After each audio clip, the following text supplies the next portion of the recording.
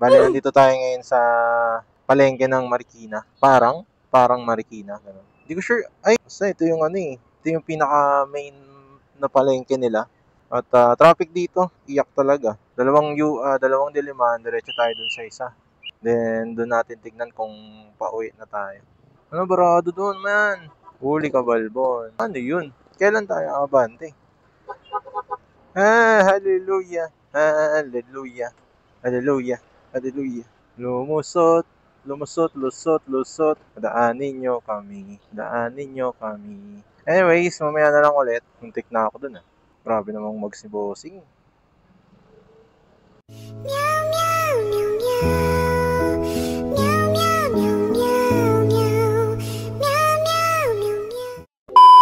Aray ko.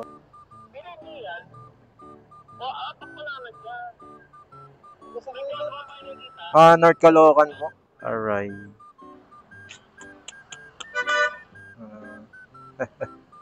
Malas.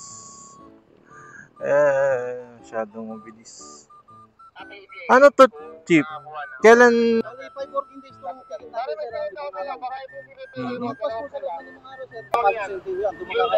Hindi ko napansin. Thank you, Chief. Pwede sa opisina. Oh. Sige po, thank you, Chief. Aray ko, ticket.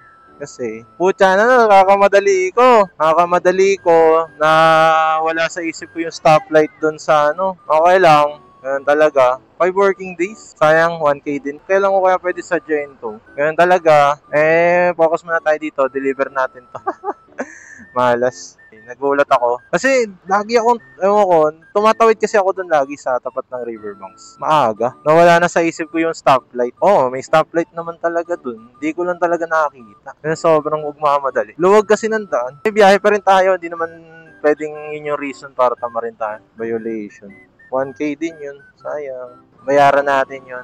This week, naka-record ko naman kaya pwede kong basahin. I-check ulit yung violation. Kung kailan ko siya pwedeng kasi kasuhin. Mabait naman si traffic enforcer Buti hindi confiscated. Anyways, balik tayo sa trabaho.